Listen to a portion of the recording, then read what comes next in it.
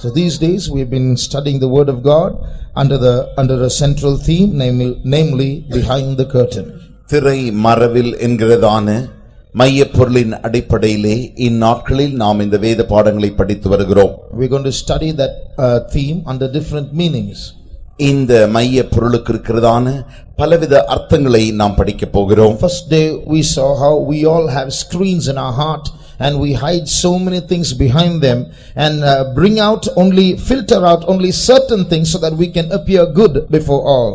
முதல் நாளிலே நம்முடைய இருதயத்தில் இருக்கிறதான திரையை குறித்தும் எப்படி காரியங்களை நாம் மறைத்துவிட்டு மற்றவர்களுக்கு முன்பாக நல்லவர்களைப் போல நாம் காட்டிக்கொள்கிறோம் என்பதை நாம் கண்டோம்.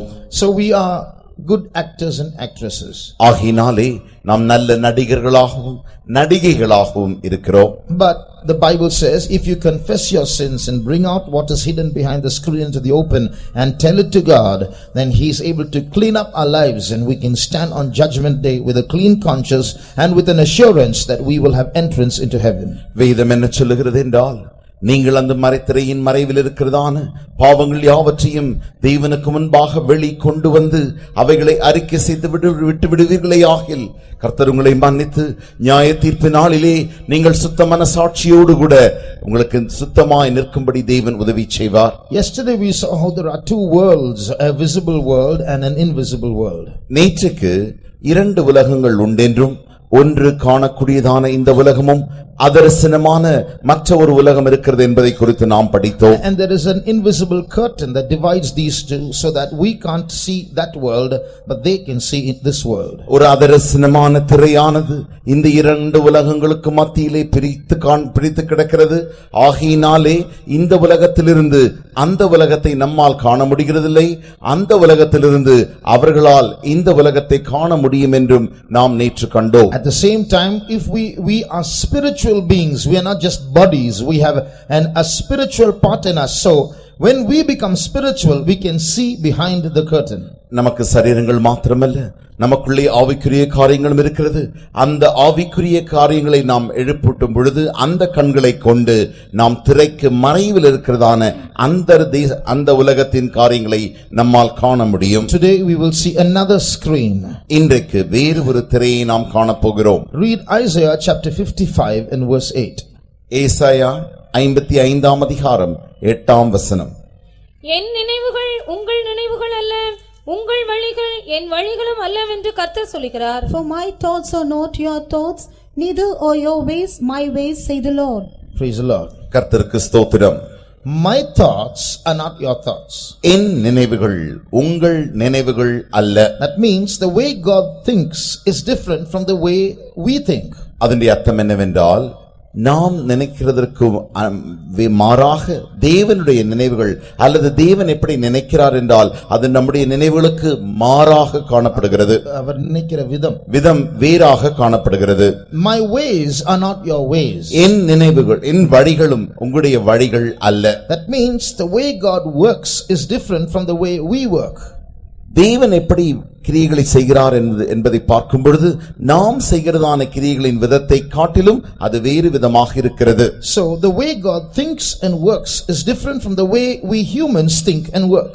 எப்படி தேவன் நினைக்கிறார் என்றும் எப்படி தேவன் வழிகளில் கிரியை செய்கிறார் என்பதும் நாம் நினைப்பதற்கும் நாம் செய்கிறதான கிரியைகளுக்கும் வித்தியாசமாய் வேறு விதமாய் காணப்படுகிறது. His wisdom and his understanding of things are far superior to our human way of thinking. ஒரு மனிதனுடைய வண்ணமாக நினைக்கிறதை காட்டிலும் தேவன் நினைக்கிறதான தேவனுடைய ஞானமானது அதிக வித்தியாசம் உள்ளதாய் அது காணப்படுகிறது. That's why sometimes we get confused about the way he works. ஆகையினால் தான் அவர் செய்கிற வழிகளை நாம் காணும் பொழுது சில நேரங்களில் நாம் குழம்பி போகிறோம். Sometimes he speaks, sometimes he doesn't. சில நேரங்களில் அவர் பேசுகிறார், சில நேரங்களில் அவர் பேசுவதில்லை. Sometimes he seems to be very obvious, very present, sometimes he seems to be far away. சில சமயங்களில் அவர் இருக்கிறதை நன்கு திட்டம் தெளிவாக நம்மால் காண முடிகிறது. சில நேரங்களில் அவர் தூரமாய் இருக்கிறது போல இருக்கிறது. Sometimes is very miraculous, sometimes is just like one of us, a human being.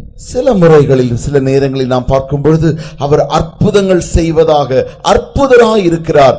சில நேரங்களில் நம்மை போலவே ஒருவராக அவர் சில நேரங்களில் இருந்து விடுகிறார். So we wonder eventually, is this all a coincidence? Is God really there? இப்படி நடக்கும் பொழுது நமக்குள்ளே ஒரு கேள்வி வருகிறது. தேவன் என்று ஒரு நிஜமான ஒரு காரியம் உண்டோ என்ற கேள்வி நமக்குள் வருகிறது. Sometimes he is so loving, sometimes he seems to be cruel. சில நேரங்களில் அவர் மிக அன்புள்ளவராய் இருக்கிறார், சில நேரங்களில் அவர் கொடூரமானவராக இருக்கிறார். He seems cruel. அவர் கொடூரமானவரை போல இருக்கிறார். So it is difficult to understand God with our human minds. ஆகினாலே இந்த மனுஷனுடைய மனதுகளோடு கூட தேவனை அறிந்து கொள்வது என்பது மிக கடினமான காரியம். The psalmist says, சங்கீதக்காரன் சொல்லுகிறான், thy way is in the sea, thy path in the great waters, and thy footsteps are not known. உம்முடைய வழிகளானது கடலிலும் உம்முடைய பாதங்கள் தண்ணீரின் நடுவிலும் இருக்கிறது, அதை மனிதன் அறியாதிருக்கிறான். So that means God's ways are mysterious. ஆகையினாலே கர்த்தருடைய வழிகளானவைகள் அவ்வளவு ரகசியமானவைகளாய் இருக்கிறது. The Bible also says the world by wisdom knew not God. உலகம் தன் ஞானத்தினாலே தேவனை அறியாமல் இருக்கிறது என்று தேவனுடைய வசனம் சொல்லுகிறது. So which means God's wisdom and way of working is in another dimension, on a higher level. ஆகினாலே தேவன் செய்கிறதான கிரியைகளும் தேவனுடைய ஞானமும் வேறு ஒரு கண்ணோட்டத்திலிருந்து மேற்பகுதியில் இருந்து செய்யப்படுகிறது. The Bible also says how unsearchable are his judgments and his ways are past finding out. That means you can do a lot of research on God, but you just can't find out the whole of him. தேவனுடைய நியாயங்கள் எவ்வளவு ஆழமாய் ஆராய்ச்சி செய்ய முடியாத அளவுக்கு இருக்கின்றன, அவருடைய வழிகளும் அறிய முடியாமல் இருக்கிறது. Read that in Romans chapter 11 and verse 33. ரோமருக்கு எழுதின நிருபம் 11ஆம் அதிகாரம் 33ஆம் வசனம். தேவனுடைய ஐஸ்வரியம், ஞானம், அறிவு என்பவைகளின் ஆழம் எவ்வளவாயிருக்கிறது! அவருடைய நியாய தீர்ப்புகள் அளவிடப்படாதவைகள், அவருடைய வழிகள் ஆராயப்படாதவைகள். Oh, the depth of the riches, both of the wisdom and knowledge of God! How unsearchable are his judgments and his ways past finding out. His ways are past finding out. That means it's beyond research. அவருடைய வழிகள் ஆராயப்பட முடியாதவைகள் ஏனென்றால் ஆராய்தலுக்கும் அதிகமான இடத்தில் இருக்கிறதான வழிகளாய் அவருடைய வழிகள் இருக்கின்றன. So to know God fully you need eternity. That's one reason why heaven is eternal. தேவனை நாம் முற்றிலுமாக அறிந்து கொள்வதற்கு நமக்கு நித்தியம் வேண்டும். ஆகினால்தான் பரலோகம் நித்தியமானதாய் இருக்கிறது. Before I carry on, நான் தொடர்ச்சியாக சொல்வதற்கு முன்பாக I want you to tell that all of you please take pains to come to tomorrow evening service, because there are things that are happening in this world that you should listen to. தயவு செய்து நாளைக்கு நடக்கிறதான மாலை கூட்டத்திற்கு தயவு செய்து எல்லாரும் வாருங்கள். ஏனென்றால் உலகத்தில் நடக்கிறதான பல சம்பவங்களை நான் உங்களுக்கு நாளைக்கு சொல்லி தரப்போகிறேன். So and you can bring newcomers also, because there are things that they should listen to also. புதிதாய் வருகிறவர்களை அழைத்துக் கொண்டு வாருங்கள், ஏனென்றால் அவர்களும் கேட்கப்பட வேண்டிய காரியங்கள் புதிதாய் இருக்கின்றன. Bring other Christians from other denominations also, because there are things that they should listen to also. மற்ற சபைகளில் இருக்கிறதான கிறிஸ்தவர்களையும் கூட்டிக் கொண்டு வாருங்கள், அவர்களும் கேட்க வேண்டியதான காரியங்கள் உண்டு. Now coming back to the subject, இப்பொழுது நாம் நம்முடைய மைய பொருளுக்கு வரும் பொழுது, even the disciples of Jesus who walked with him for 3.5 years, who were close to him, lived with him, the Bible often says that they did not understand some of the things he said. 3.5 வருடங்காலமாய் அவரோடு கூடவே இருந்ததான சீஷர்கள், அவரோடு கூடவே நடந்ததான வாழ்ந்ததான சீஷர்களும் அவரை குறித்து அறியாமல் இருக்கிறார்கள் என்று சொல்லி வேதத்தில் அநேக இடங்களில் நாம் வாசிக்கிறோம். There are many verses. I'll just give you 2 verses. அதற்கென்று அநேக வசனங்கள் உண்டு. அதற்காக நான் 2 வசனங்களை மாத்திரம் தர விரும்புகிறேன். Turn to Mark chapter 9. Mark எழுதின சுவிசேஷம் 9ஆம் அதிகாரம் and read verse 32. 32ஆம் வசனம். அவர்களோ அந்த வார்த்தையை அறிந்து கொள்ளவில்லை, அதை குறித்து அவரிடத்தில் கேட்கவும் பயந்தார்கள். But they understood not that saying and were afraid to ask him. So here we see that Jesus said he's going to die and they're going to catch him and kill him, but they didn't understand what that meant. இயேசு அவர்களை பார்த்து தான் மரிக்க அவர்களை அவர் பிடித்துக் கொண்டு போகப்பட போகிறார் என்றும் அவரை அவர்கள் கொலை செய்ய போகிறார்கள் என்றெல்லாம் அவரோடு கூட பேசிக் கொண்டிருந்தார். ஆனால் அவர்களோ அதை அறியாதிருந்தார்கள். In Luke 2:49 and 50 we see that Jesus' parents did not understand what he said. லூக்கா எழுதின சுவிசேஷம் 2ஆம் அதிகாரம் 49 50 வசனங்களிலே இயேசுவின் சொந்த பெற்றோர்களே அவர் என்ன சொல்கிறார் என்பதை அறியாதிருக்கிறார்கள். அதற்கு அவர், நீங்கள் ஏன் என்னை தேடினீர்கள்? என் பிதாவுக்கு அடுத்தவைகளில் நான் இருக்க வேண்டியதென்று அறியீர்களா என்றார். தங்களுக்கு அவர் சொன்ன வார்த்தையை அவர்கள் உணர்ந்து கொள்ளவில்லை. And he said unto them, How was it that ye sought me? Wist ye not that I must be about my father's business? And they understood not that saying which he spake unto them.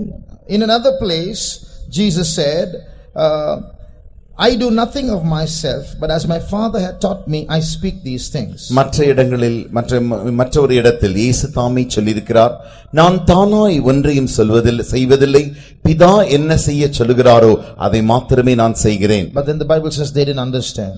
என்றாலுமோ அவர்கள் அதை அறியாமல் இருக்கிறார்கள் என்று வேதம் சொல்லுகிறது. There is a screen in our understanding, a screen that divides human wisdom from divine wisdom. ஆகையினாலே நம்முடைய புரிந்து கொள்ளுதலிலே அங்கே ஒரு திரை காணப்படுகிறது. மனித ஞானத்திற்கும் தெய்வ ஞானத்திற்கும் மத்தியிலே ஒரு திரை காணப்படுகிறது. So because of that screen or that veil that is on our minds, we are not able to understand God properly, and sometimes we end up misunderstanding God. நம்முடைய மனதிலே இருக்கிறதான அந்த திரையினாலே நம்மால் தேவனை சரியாக புரிந்து கொள்ள முடிகிறதில்லை. மாறாக நாம் சில நேரங்களில் அவரை தவறாக புரிந்து கொள்கிறோம். So when he leads us in a certain path according to his divine wisdom, our human wisdom is not able to grasp it. So we end up blaspheming him, questioning him, doubting him, or even falling away from him. நம்முடைய மனித ஞானத்தினாலே தெய்வ ஞானத்தினால் தேவனால் நடத்தப்படுகிற அந்த வழிகளை நம்மால் புரிந்து கொள்ள முடிகிறதில்லை. ஆகையினாலே உடனடியாக நாம் தேவனை கேள்வி கேட்கிறோம், தேவனை தூஷிக்கிறோம். So sometimes we go away from him. சில நேரங்களில் அவரை விட்டும் நாம் போய்விடுகிறோம். So we need to get behind the screen and find out how God works and how his wisdom is. ஆகையினாலே நாம் திரைக்கு பின்பாக சென்று எப்படி தேவன் கிரியை செய்கிறார் என்றும் எப்படி தேவன் இருக்கிறார் என்றும் நாம் அறிந்து கொள்ள வேண்டும். As we get close to God and intimate with God, slowly we begin to understand the way he thinks and the way he works. எவ்வளவு அதிகமாக நாம் தேவனிடத்தில் அருகாமையில் இன்னும் நெருங்கி செல்ல அப்பொழுதுதானே தேவன் எப்படிப்பட்டவர் என்றும் தேவன் எப்படி ஆனவர் என்பதையும் அறிந்து கொள்ள முடிகிறது. There is a Chinese proverb that says, if you want to know what water is like, don't ask a fish.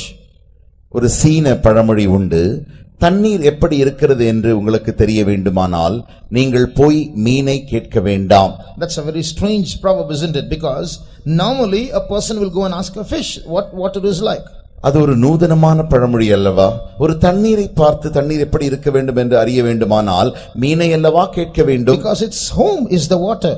ஏனென்றால் அந்த மீனின் வீடே தண்ணீராகத்தான் இருக்கிறது. So the fish will be the best animal to go and ask about water. ஆகையினாலே தண்ணீரை குறித்து அறிய வேண்டுமானால் மிக முக்கியமான விலங்கினம் மீனாய் இருக்கிறது. But this proverb says, don't ask the fish about water. ஆனால் இந்த சீன பழமொழி என்ன சொல்லுகிறது என்றால், மீனை பார்த்து தண்ணீர் எப்படி இருக்கிறது என்று நீங்கள் கேட்க வேண்டாம். Why?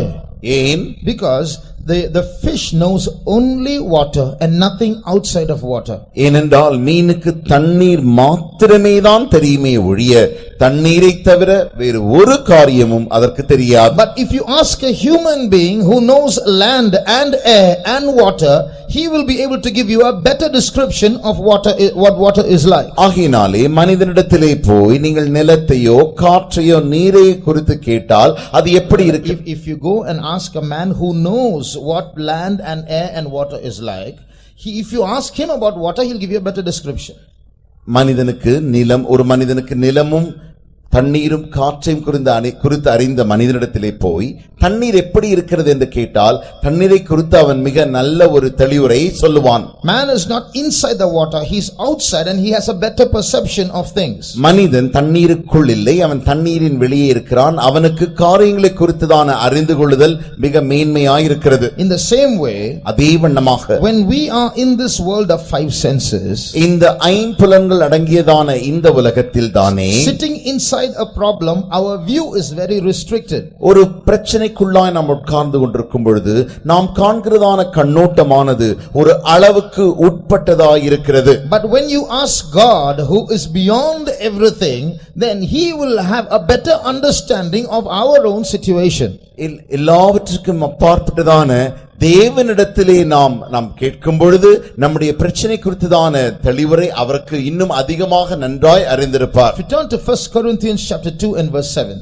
1 கொரிந்தியர் 2ஆம் அதிகாரம் 7ஆம் வசனத்தை நீங்கள் வாசிக்கும் பொழுது, உலக தோற்றத்திற்கு முன்னே தேவன் நம்முடைய மகிமைக்காக ஏற்படுத்தினதும் மறைக்கப்பட்டதுமாயிருந்த ரகசியமான தேவ ஞானத்தையே பேசுகிறோம். But we speak the wisdom of God in a mystery, even the hidden wisdom which God ordained before the world unto our glory. So here we read of the mysterious wisdom of God, also called the hidden wisdom. இந்த தேவனுடைய தேவ ஞானமுடைய ரகசியத்தை குறித்து நாம் வாசிக்கிறோம். அது மறைக்கப்பட்டதாகவும் இருக்கிறது. So it's behind the curtain. அது திரைக்கு அப்பால் இருக்கிறது.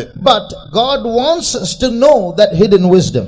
அந்த மறைக்கப்பட்ட ஞானத்தை நாம் அறிய வேண்டும் என்று தேவன் விரும்புகிறார். This verse says that God has ordained that wisdom for us human beings, so that eventually through that wisdom we might attain a certain glory. இந்த வசனத்தில் நாம் வாசிக்கிறோம், உலக தோற்றத்துக்கு முன்னே தேவன் இந்த ஞானத்தை ஏற்படுத்தி இருக்கிறார். தம்முடைய மகிமைக்காக இந்த ஞானத்தை ஏற்படுத்தி இருக்கிறார். In English it's written,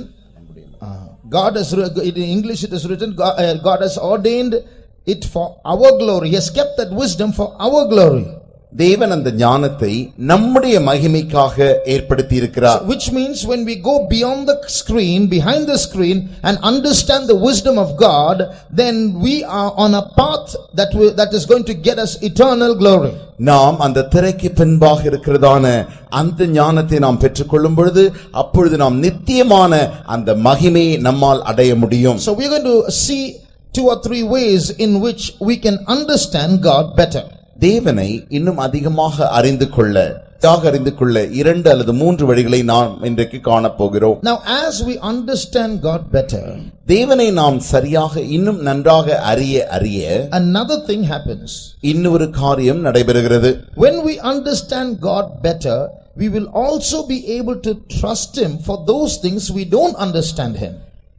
நாம் தேவனை சரியாக புரிந்து கொள்ளும் பொழுது, இன்னும் அறிந்து கொள்ளும் பொழுது, we will be able to trust him for those things for which we don't understand him. சில காரியங்கள் நமக்கு புரியாமல் இருக்கிறதே, அந்த புரியாமல் இருக்கிற காரியங்களுக்காகவும் நாம் தேவனை இன்னும் அதிகமாக நம்பிக்கையோடு அறிந்து கொள்ளவர்களாய் இருப்போம். நம்ப பழகுவோம். See that in God you can't understand God fully. தேவனை நீங்கள் பார்க்கும் பொழுது தேவனை நீங்கள் முழுவதுமாக அறிந்து கொள்ள முடியாது. Because he is infinite. ஏனென்றால் அவர் நித்தியமானவர், முடிவில்லாதவர். So his knowledge about him is also infinite. அவருடைய அந்த ஞானமும் அறிவும் கூட முடிவில்லாததாய் இருக்கிறது. But as we grow in his knowledge, நாம் அவருடைய அறிவிலே வளர there are areas which we still won't know about him. இன்னும் அறியக்கூடாத சில பகுதிகள் அவரை குறித்து இன்னும் இருக்கின்றன. In those areas, when God takes us through certain paths, we will trust him. அந்த பகுதிகளிலே தேவன் நம்மை சில வழிகளினூடாய் நடத்தும் பொழுது நாம் அவரை இன்னும் அதிகமாக நம்புவோம். So now we will see few ways in which how we can grow in his understanding. அவரை அறிந்து கொள்ளுதலிலே இன்னும் நாம் எப்படி வளர முடியும் என்பதை குறித்து சில வழிகளை காணலாம். How to get across that screen that divides human wisdom from divine wisdom. இந்த மனித ஞானத்தையும் தெய்வீக ஞானத்தையும் பிரிக்கிறதான அந்த திரைக்கு அப்பால் எப்படி செல்வது? I'll give you 3 basic steps. 3 அடிப்படையான படிகளை நான் உங்களுக்கு சொல்லித் தருகிறேன். First of all, read Ecclesiastes chapter 9 and verse 16, the first part alone. முதல் பகுதியாகிய பிரசங்கியின் புஸ்தகம் 9ஆம் அதிகாரம் 16ஆம் வசனம். ஆகையால் ஏழையின் ஞானம் ஞானம் அசட்டை பண்ணப்பட்டு அவன் வார்த்தைகள் கேட்கப்படாமற் போனாலும் பலத்தை பார்க்கிலும் ஞானமே உத்தமம் என்றேன். Then said I, wisdom is better than strength. Wisdom is better than strength. பலத்தை பார்க்கிலும் ஞானமே உத்தமம். Now there are three attributes to God. தேவனுக்கு மூன்று பரிணாமங்கள் உண்டு, தன்மைகள் உண்டு. One is he is omnipresent. முதலாவது அவர் சர்வ வியாபி, எங்கும் நிறைந்தவர். That means he is everywhere at the same time. அதனுடைய அர்த்தம் என்னவென்றால் ஒரே நேரத்தில் அவர் எங்கும் சர்வ வியாபித்திருப்பவர். Now this is not because he is spirit, because there are angelic spirits and demonic spirits that are not omnipresent. அவர் ஆவியா இருக்கிறபடியினால் அல்ல, ஏனென்றால் தெய்வ தூதர்களின் ஆவிகளும் உண்டு, பிசாசுகளின் ஆவிகளும் உண்டு, அவைகள் சர்வ வியாபிகள் அல்லவே. When God asked Satan in the episode of Job, whence comest thou? He said, I have gone to and fro and up and down on the earth. நாம் வாசிக்கிறோம், யோபிலே தேவன் சாத்தானை பார்த்து நீ எங்கே வருகிறாய் என்று கேட்டபொழுது அவன் மேலிருந்தும் கீழேயும் முன்னிருந்தும் பின்னாகுமா நான் வந்து கொண்டிருக்கிறேன் என்று சொல்கிறான். He said, I have gone here and there in the world and I have come. உலகத்திலே நான் பூமியிலே இங்கும் அங்கும் நான் சுற்றி வந்து கொண்டிருக்கிறேன். So Satan has to travel. He is not omnipresent. சாத்தான் கண்டிப்பாக பயணம் செய்யத்தான் வேண்டும், ஏனென்றால் அவன் சர்வ வியாபி அல்ல. But God doesn't have to travel because he is omnipresent. தேவன் சர்வ வியாபியாக இருக்கிறபடினாலே அவர் பயணம் செய்ய வேண்டியதில்லை. Secondly, இரண்டாவதாக he is omnipotent. That means all powerful. அவர் சர்வத்தையும் அவரால் செய்ய வல்லவராக, சர்வ வல்லவராக, சகலத்தையும் செய்யக்கூடியவராக அவர் இருக்கிறார். That's why he says, behold, I am the Lord, the God of all flesh. Is anything too hard for me? ஆகையினால் தான் அவர் சொன்னார், இதோ நான் மாம்சமான யாவருக்கும் தேவனாகிய கர்த்தர், என்னாலே செய்யக்கூடாத அதிசயமான காரியம் ஒன்றுண்டோ. So he is omnipresent and he is omnipotent, and thirdly he is omniscient. முதலாவது அவர் சர்வ வியாபி, இரண்டாவது சர்வ வல்லவர், மூன்றாவது அவர் சர்வ ஞானி. That means he knows everything. அதனுடைய அர்த்தம் அவருக்கு எல்லாம் தெரியும். So the first point for us to go behind the screen and understand the divine wisdom of God, step 1, believe in his omniscience. நீங்கள் அந்த திரைக்கு பின்பாக போய் அவரை நீங்கள் அறிந்து கொள்ளும்படியாக, அவருடைய சரியாக புரிந்து கொள்ள ஞானத்தை பெற்றுக் கொள்ளும்படியாக நீங்கள் செய்ய வேண்டிய முதல் காரியம், அவர் சர்வ ஞானி என்பதை நீங்கள் விசுவாசிக்க வேண்டும். So what does that mean? அதனுடைய அர்த்தம் என்ன? Now, as far as we human beings are concerned, we like his omnipotence. அவருடைய சர்வ ஞானம், சர்வ ஞானி என்பதை நமக்கு மனிதர்களாகி நாம் அதிகமாக விரும்புகிறோம். மனிதர்களாகிய நம்மை பொறுத்து அவருடைய சர்வ வல்லமை தான் நமக்கு பிடித்த ஒரு காரியம். அவருடைய சர்வ வல்லமை தான் நமக்கு பிடித்த ஒரு காரியமாக இருக்கிறது. Why? ஏன்? We all have problems. நாம் எல்லாருக்குமே பிரச்சனை இருக்கிறது. So we need his omnipotence to solve our problems. அவருடைய அந்த சர்வ வல்லமையானது நம்முடைய பிரச்சனைகளுக்காக தேவையாயிருக்கிறது. So when we are sick, we want his omnipotence to intervene and heal us. நாம் வியாதியாயிருக்கும் பொழுது சர்வ வல்லவராகி அவர் வந்து அதிலே தலையிட்டு நம்மை சுகமாக்கும்படி விரும்புகிறோம். So when someone is fighting against us, we want his omnipotence to strike down like lightning and kill the enemies. நமக்கு விரோதமாக சிலர் வந்து சண்டை போடும் பொழுது உடனடியாக அவர் சர்வ வல்லவராக வந்து மின்னலை போல நம்முடைய சத்துருக்களை கொல்ல வேண்டும் என்று நாம் விரும்புகிறோம். Some gifted people, if anyone comes against them, they will threaten, if I put my hands together and pray, you're finished. சில தாளந்து நிறைந்த சிலர் இப்படி சொல்லுவார்கள், வரம் பெற்றவர்கள் சொல்லுவார்கள், என் கையை வைத்து நான் ஜெபித்தால் போதும் உனக்கு முடிந்துவிடும், நீ முடிந்து விடுவாய். So that's omnipotence. அதுதான் சர்வ வல்லவர். Jesus had 2 disciples who were like that. இயேசுவுக்கும் கூட 2 சீஷர்கள் அப்படி இருந்தார்கள். When some people in a city opposed Jesus, they said, Lord, shall we bring down fire from heaven? ஒரு பட்டணத்தில் இருந்து சிலர் அவருக்கு விரோதமாக எதிர்த்த பொழுது ஒரு சீஷன் இயேசுவை பார்த்து, ஆண்டவரே, நாம் வானத்திலிருந்து அக்கினி இறக்குவோமா என்று கேட்டார். Jesus must have laughed inside. இயேசு தனக்குள்ளே ஒருவேளை சிரித்திருப்பார் போலும். Do I need both of you to bring fire from heaven? Can't I do that myself? வானத்திலிருந்து அக்கினி இறக்கும்படி நீங்கள் 2 பேர் தேவையா என்ன? என்னால் அதை செய்ய முடியாதா? God's omniscience was displayed there and prevailed over his omnipotence, he decided not to do that. அங்கே தேவ ஞானம் மேற்கொண்டு அவர் இப்படி ஒரு தீர்மானம் எடுத்தார். தாம் சர்வ வல்லவராக இருந்தாலும் கூட சர்வ ஞானியாக இப்படி செய்தார். So because God is omniscience, he doesn't misuse his omnipotence. அவர் சர்வ வல்லவராக இருந்தாலும் கூட சர்வ ஞானியாக இருந்தாலும் கூட தன்னுடைய சர்வ வல்லமையை அவர் தவறாக பிரயோஜனப்படுத்துகிறதில்லை. Many of us are sitting here with questions. Why is it taking God so long to solve my problems? இங்கே நமக்குள்ளே அநேகருக்குள்ளே கேள்விகள் இருக்கிறது. ஏன் என்னுடைய பிரச்சனைகளை நீக்கும்படிக்கு தேவன் இத்தனை காலம் எடுத்துக்கொண்டே இருக்கிறார்? Why is God silent in my life? என்னுடைய வாழ்க்கையிலே தேவன் ஏன் அமைதியாகவே இருக்கிறார்? In the first century when he was here physically on earth, he turned water into wine, he walked on water and he multiplied the loaves, he raised the dead, he cleansed the lepers, did so many miracles. Why is he not doing it today? இயேசு கிறிஸ்து இந்த பூமியில் தானே உயிரோடு இருந்த நாட்களிலே அவர் தண்ணீரை ரசமாக மாற்றினார், மரித்தோரை எழுப்பினார், அப்பங்களை 5000 பேருக்கு போஷித்தார், இப்படி எல்லாம் செய்தாரே. Why is he not doing it today? இன்றைக்கு ஏன் அவர் செய்கிறதில்லை? When such questions come, அப்படிப்பட்ட கேள்விகள் வரும் பொழுது we should immediately believe in his omniscience. அவருடைய தெய்வீக சர்வ ஞானத்தை நாம் நம்ப வேண்டும். That means we should say God knows everything. அதன் அர்த்தம் என்னவென்றால் தேவனுக்கு எல்லாமே தெரியும். See, when most of us Bible reading Christians know the story of Job. வேதம் வாசிக்கிறதான அநேக கிறிஸ்தவர்களுக்கு யோபின் சரித்திரம் தெரியும். He is a man who has suffered like nobody else has suffered. ஒருவரும் படுபட கஷ்டப்படக்கூடாத அவ்வளவு அளவிற்கு யோபு வேதனைப்பட்டிருக்கிறார். So when he lost 10 of his children in one day, ஒரே நாளில் தானே தன்னுடைய 10 பிள்ளைகளையும் அவர் இழந்து போனபோது, he lost all his assets and properties in one day. ஒரே நாளில் தானே தனக்குண்டான எல்லா ஆஸ்திகளையும் சொத்துக்களையும் அவர் இழந்த பொழுது, he lost his health and became sick in one day. ஒரே நாளில் தானே தன்னுடைய சுகத்தையும் இழந்து வியாதிப்பட்ட பொழுது, so much so he had to take piece of pots and scratch himself. ஓட்டு துண்டை எடுத்து தன்னுடைய சரீரத்தை அவன் சொரிந்து விட வேண்டியதாயிருந்தது. So in such a situation, அப்படிப்பட்ட சூழ்நிலையிலே after months of suffering, மாதக்கணக்காய் பாடுகள் அனுபவித்த காலத்திற்கு பிறகு finally God speaks.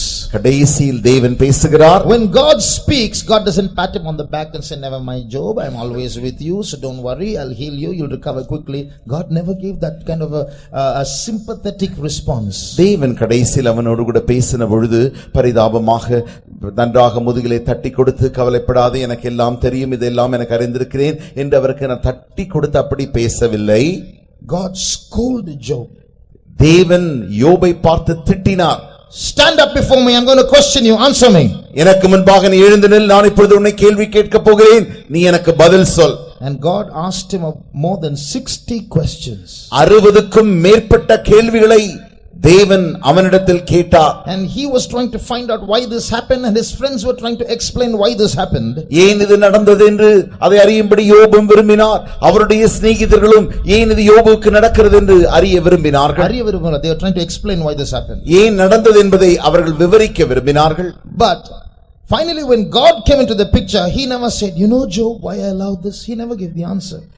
தேவன் கடைசியாக அவனிடத்தில் வந்த பொழுது, ஏன் யோபுவே, ஏன் உனக்கு இதெல்லாம் நடந்தது என்று அவர் சொல்லவே இல்லையே.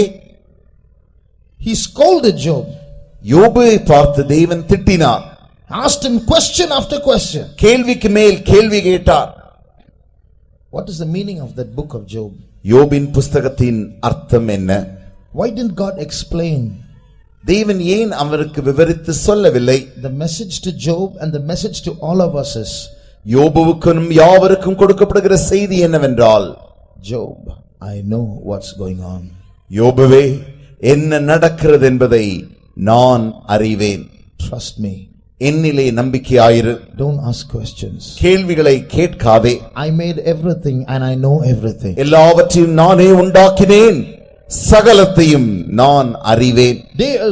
Job till then was asking question after question and arguing and back answering to his friends. அந்நாள் வரைக்கும் யோபு தன்னுடைய சிநேகிதர்களோடு கூட கேள்வி மேலே கேள்வி கேட்டு தர்க்கம் மேலே தர்க்கம் செய்து கொண்டிருக்கிறான். But when God appeared to him and did not answer his questions but scolded him, தேவன் அவனுக்கு தரிசனமாகி அவனிடத்திலே கேள்விகளை கேட்ட பொழுது, அவனுக்கு பதில் சொல்லாமல் இருந்த பொழுது What did Job say? யோபு என்ன சொன்னார்? Job 40 verse 4. யோபு 40 அதிகாரம் 4 வசனம். இதோ நான் நீசன், நான் உமக்கு என்ன மறு உத்தரவு சொல்லுவேன்? என் கையினால் என் வாயை பொத்திக் கொள்ளுகிறேன். Behold, I am vile. What shall I answer thee? I will lay mine hand upon my mouth. Read also 42:3. 42 அதிகாரம் 3 வசனத்தை வாசியுங்கள். அறிவில்லாமல் ஆலோசனையை மறைக்கிற இவன் யார்? ஆகையால் நான் எனக்கு தெரியாததையும் என் புத்திக்கு எட்டாததையும் நான் அறியாததையும் அலப்பினேன் என்கிறேன். Who is he that hideth counsel without knowledge? Therefore have I uttered that I understood not things too wonderful for me, and I knew not. So when God asked him question after question, தேவன் அவனை பார்த்து கேள்விக்கு மேலே கேள்வி கேட்ட பொழுது God was telling Job, Job, I have the answers to all these questions, but you can't answer them. யோபுவே, இந்த கேள்விகள் யாவற்றுக்கும் எனக்கு பதில் இருக்கிறது, ஆனால் உன்னால் பதில் சொல்ல முடியாது. Do you think I don't know the answer to your questions? உன்னுடைய கேள்விகளுக்கு என்னிடத்தில் பதில் இல்லை என்றா நினைக்கிறாய்? So you are a man, I am God. Don't ask for explanations. Learn to trust me. Learn to know that I know. நீ மனிதன், நான் தேவன், என்னிடத்தில் நீ கேள்வி கேட்காதே, எனக்கு தெரியும் என்று நீ அறிந்து கொள், அதை நீ நம்பு. And learn to trust me. என்னை நம்பும்படி கற்றுக்கொள். So when Job got the message, he said, Lord, I spoke too much. I am laying my hand on my mouth. இதே காரியத்தை யோபு கேட்ட பொழுது, ஆண்டவரே, நான் அதிகம் பேசி அலப்பி விட்டேன், என் கையினாலே என் வாயை நான் பொத்திக் கொள்ளுகிறேன். Dear brother, dear sister, அருமையான சகோதரனே, சகோதரியே, your God who is permitting that problem in your life where you're asking many questions knows in minute detail as to what's going on. உன்னுடைய பிரச்சனைகளை குறித்து நீ தேவனிடத்திலே கேள்வி கேட்டுக் கொண்டிருக்கிறாயே, அந்த பிரச்சனையின் ஒவ்வொரு அணுவையும் உன் தேவன் சகலமும் அறிந்திருக்கிறார். God is perfect in his wisdom. தேவன் தன்னுடைய ஞானத்தில் பரிபூரணராயிருக்கிறார். He won't say, I forgot. நான் மறந்து போய் விட்டேன் என்று அவர் ஒரு காலம் சொல்ல மாட்டார். He won't say, I didn't realize that things will go like this. இப்படி காரியங்கள் எல்லாம் நடக்கும் என்று நான் அறியாமல் இருந்து விட்டேன் என்று அவர் சொல்ல மாட்டார். He won't say, I'm confused.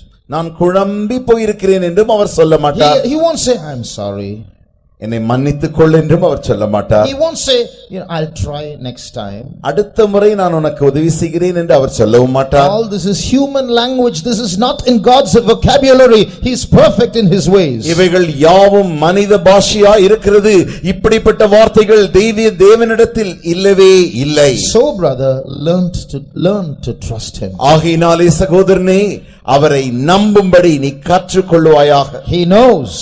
Our அறிகிறார். He knows what's going on in your life. உன்னுடைய வாழ்க்கையில் என்ன நடக்கிறது என்பதை அவர் அறிந்து கொண்டிருக்கிறார். One day, ஒரு நாள், one ministry was taken away from me. என்னிடத்திலிருந்து எனக்கு கொடுக்கப்பட்ட ஒரு ஊழியம் எடுக்கப்பட்டது. I wasn't sad about that. அதை குறித்து நான் துக்கம் அடையவில்லை. But there was a question.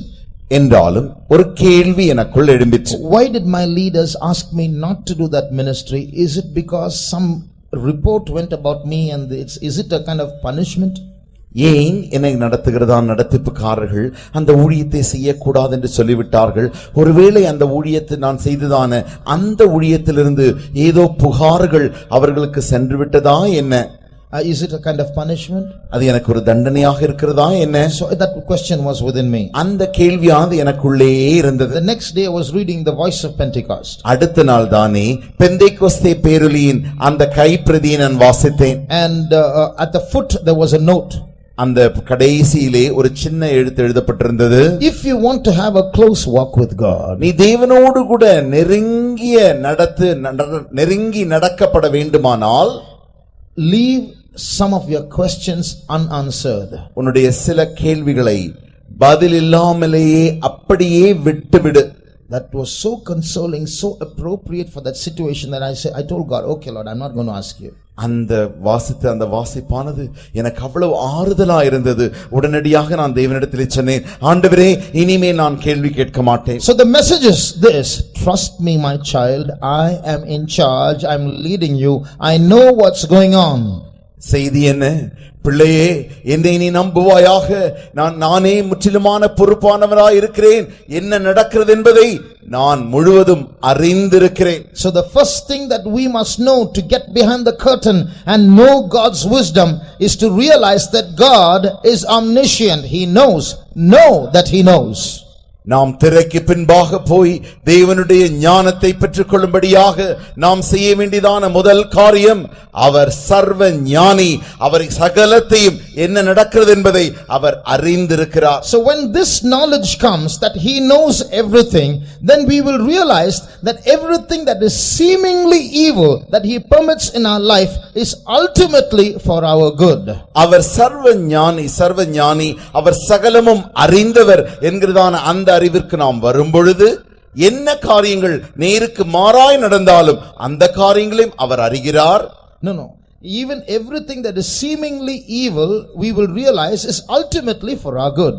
பார்ப்பதற்கு பொல்லாப்பாக கேடுதலாக காணப்படுகிற அந்த காரியங்கள் யாவுமே கடைசியில் அவராலே நன்மைக்காக செய்யப்படுகிறது. So that we will understand. அந்த காரியத்தை அப்படி நாம் புரிந்து கொள்வோம். So that's how, when even though our situation appears evil now, we will have a peep into the curtain and realize that God is doing all this for our ultimate eternal good.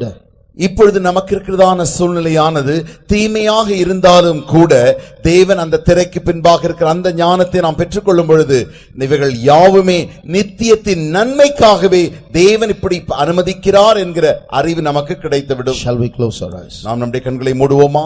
Do you know, do you realize, do you agree this evening that God knows everything that's going on in your life? உன்னுடைய வாழ்க்கையில் நடந்து கொண்டிருக்கிற சகல காரியங்களையும் தேவன் அறிகிறார், தேவன் புரிந்திருக்கிறார், தேவன் முற்றிலுமாக சகலமும் அறிந்திருக்கிறார் என்று நீ நம்புகிறாயா?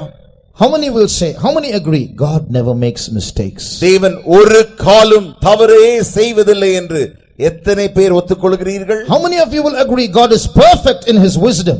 தேவன் தம்முடைய ஞானத்தில் பரிபூரணராய் இருக்கிறார் என்று எத்தனை பேர் ஏற்றுக்கொள்கிறீர்கள்? And therefore how many will say that he is allowing all these things for my good?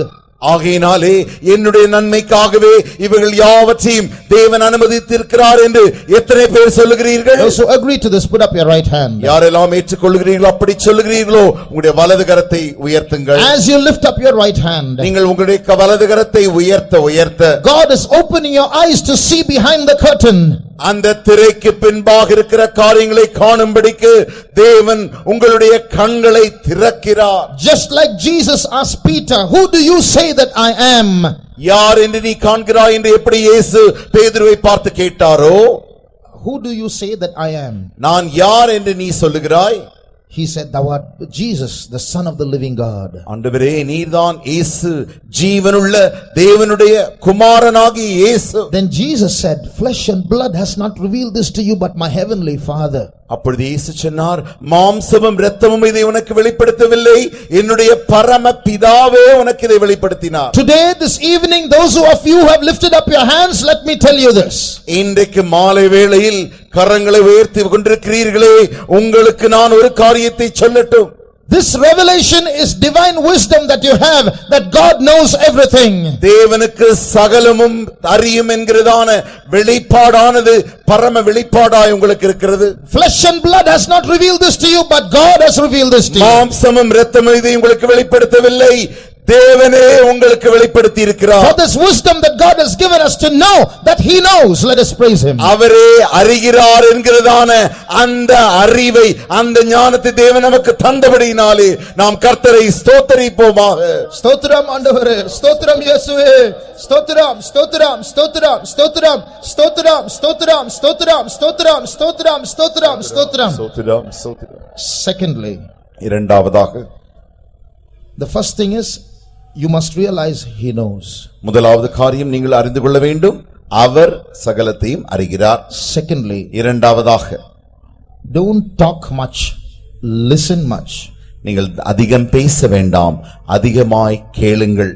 Read James chapter 1 and verse 19. யாக்கோபு எழுதின நிருபம் 1ஆம் அதிகாரம் 19ஆம் வசனம். ஆகையால் என் பிரியமான சகோதரரே, யாவரும் கேட்கிறதற்கு தீவிரமாயும் பேசுகிறதற்கு பொறுமையாயும் கோபிக்கிறதற்கு தாமதமாயும் இருக்க கடவர்கள். Wherefore, my beloved brethren, that every man be swift to hear, slow to speak, slow to wrath. Let every be swift to hear and slow to speak.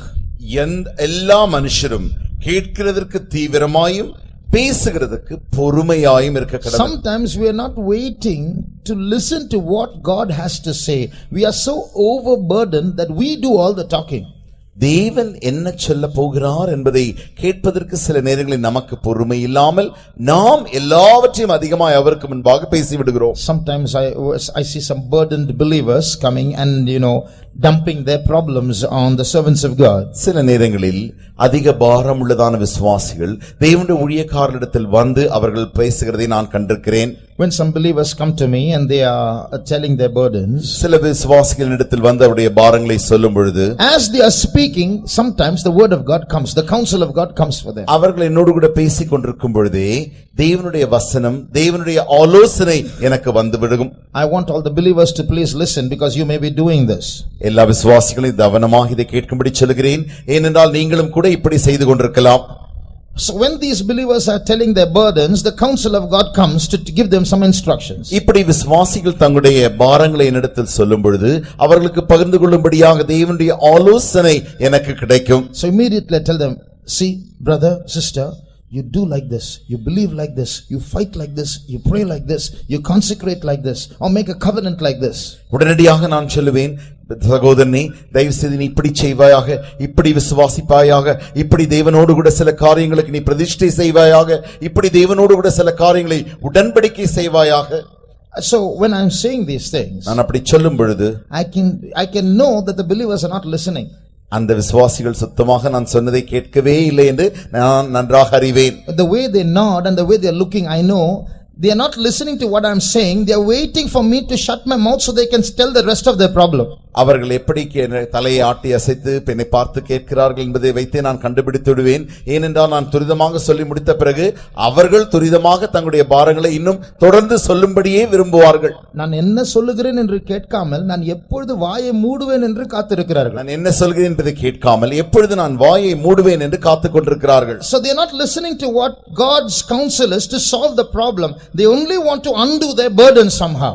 அவர்கள் தேவனுடைய ஆலோசனை பெற்று எப்படி பிரச்சனை தீர்ப்பது என்பதை அறியாமல் அவர்கள் தங்களுடைய இருதயத்தில் இருக்கிற பாரங்கள் யாவற்றையும் சொல்லிவிடவே விரும்புகிறார்கள். When God is providing them wisdom from behind the curtain so that they can follow God's wisdom and get the problem solved, they are not willing to listen. They are swift to speak, slow to hear. தேவன் அந்த திரைக்கு பின்பாக இருக்கிற தம்முடைய தேவ ஞானத்தினாலே அவர்களுக்கு ஞானத்தை தந்து அந்த பிரச்சனையை போக்கும்படி அவர்களோடு பேச விரும்புகிற அந்த வார்த்தைகளை அவர் கேட்காமல் அவர்கள் என்ன செய்கிறார்கள்? துரிதமாய் பேசுவதற்கும் கேட்பதற்கு அவர்கள் பொறுமை இல்லாதவர்களாக இருக்கிறார்கள். பொறுமை உள்ளவர்களாக இருக்கிறார்கள். So they are doing the opposite. அவர்கள் அதற்கு மாறாக செய்கிறார்கள். So the second instruction to go behind the curtain and understand his mind and his wisdom, that hidden wisdom, is be more ready to listen than to speak. நீங்கள் செய்ய வேண்டியதான இரண்டாவது காரியம், அந்த திரைக்கு பின்பாக போய் அந்த தெய்வ ஞானத்தை பெற்றுக்கொள்வதற்காக நீங்கள் பேசுகிறதற்கு பொறுமையாயும், be more ready to listen than to speak. நீங்கள் பேசுவதை காட்டிலும் கேட்பதற்கு தீவிரமாய் நீங்கள் இருக்க வேண்டும். If you read Psalm 45 and verse 10, சங்கீதம் 45 10ஆம் வசனம், you read about the importance of listening there. அங்கே கேட்பதை குறித்ததான முக்கியத்துவத்தை நாம் காண்கிறோம். குமாரத்தியே கேள், நீ உன் செவியை சாய்த்து சிந்தித்துக்கொள். Enough. Hearken, O daughter, and consider, and incline thine ear. So look at that. Hearken, consider, incline thine ear. There are so many things we have to do with that ear. அந்த காதுகளோடு நாம் என்ன செய்ய வேண்டும் என்றால் கேட்க வேண்டும், செவியை சாய்க்க வேண்டும், சிந்திக்க வேண்டும். So it's not simply just listening. There is more to it than listening. சாதாரணமாக கேட்பது மாத்திரமல்ல, அதற்கு மேலாய் செய்ய வேண்டிய காரியங்கள் உண்டு. If you turn to Psalm 103 and verse 20, 103ஆம் சங்கீதம் 20ஆம் வசனத்தில் வாசிக்கும் பொழுது, கர்த்தருடைய வார்த்தையை கேட்டு அவருடைய வசனத்தின்படி செய்கிற பலத்த சௌரியவான்களாகிய அவருடைய தூதர்களை அவரை ஸ்தோத்திரியுங்கள். Bless the Lord, ye his angels that excel in strength, that do his commandments, hearkening unto the voice of his word. in English it's written, the angels are hearkening not to his word but to the voice of his word. ஆங்கிலத்தில் வாசிக்கிறோம், அவருடைய தூதர்கள் அவருடைய சத்தத்தை மாத்திரம் அவர்கள் வார்த்தையை கேட்கிறது மாத்திரமல்ல அவருடைய கர்த்தருடைய சத்தத்தையும் அவர்கள் கேட்கிறார்கள். அவருடைய வார்த்தையின் சத்தத்தை கேட்கிறார்கள். So they are hearkening unto the voice of his word. They are not just listening to what he says, but they are also listening to how he says what he says. அவர் என்ன சொல்லுகிறார் என்ற வார்த்தையை மாத்திரம் அவர்கள் கேட்கிறதில்லை, மாறாக அவர் என்ன எப்படி சொல்லுகிறார் என்ற அந்த சத்தத்தோடு கூட அதையும் கேட்கிறார்கள். They are not listening just to the words but also to the tone. அந்த சத்த வார்த்தைகளை மாத்திரமல்ல தொனியையும் அவர்கள் சேர்த்து கேட்கிறார்கள். So we have to be attentive in our ears, in our listening, in order to understand the wisdom of God. தேவனுடைய ஞானத்தை புரிந்து கொள்ளும்படியாக நாம் மிக மிக தெளிவுள்ளவர்களாக நாம் கேட்க வேண்டும், செவி சாய்க்க வேண்டும். Now in the Psalms, சங்கீதத்தில் தானே in many places in the Bible, if you read, you would have come across a word called Selah. சேலா என்கிறதான ஒரு பதத்தை அநேக முறை நாம் சங்கீதங்களில் காண்போம். What is that word Selah? சேலா என்றால் என்ன? You know, these psalms were written to music. இந்த சங்கீதங்கள் யாவுமே இசைக்கு ஏற்ற வண்ணமாக எழுதப்பட்டது. They all have a tune. அவைகள் யாவுக்குமே ராகங்கள் உண்டு. That's why they are called psalms. Otherwise it would have been just called poetry. ஆகையினால் தான் இவைகள் யாவும் சங்கீதங்கள் என்று அழைக்கப்படுகிறது, அல்லாவிட்டால் இவைகளை செய்யுள் என்று அழைத்திருக்கலாமே. So but what happened is, when it came into the Bible and became part of scriptures, the tunes got lost. We have only the words with us. என்ன நடந்தது என்றால், இந்த சங்கீதங்கள் யாவும் வேதத்தின் ஒரு பகுதியாக வந்த மாத்திரத்தில் ராகங்கள் போய்விட்டன, சங்கீதம் மாத்திரமே இருக்கிறது. So that word Selah means when that word comes, you have to pause for some time. Let there be silence for a few seconds before you proceed to the next verse. சேலா என்கிறதான ஒரு பதம் நீங்கள் சங்கீதத்தில் பார்த்த மாத்திரத்தில் உடனடியாக அங்கே அடுத்த வசனத்திற்கு செல்லாமல் அந்த ராகமானது அமைதியாய் இருக்க வேண்டும். அதற்கு பின்புதான் அடுத்த வசனத்திற்கு செல்ல வேண்டும். So it is, the Selah means a pause. சேலா என்றால் அங்கே ஒரு அமைதி. Why that pause? ஏன் அந்த அமைதி? Don't be in a hurry to go to the next verse. Think of what you sang just now. Meditate on it. நீ பாடினதான இந்த சரணத்தை குறித்து நீ தியானம் செய்வாயாக. அடுத்த சரணத்திற்கு போவதற்கு நீ துரிதப்பட வேண்டாம். So this is how God wants us to learn to listen.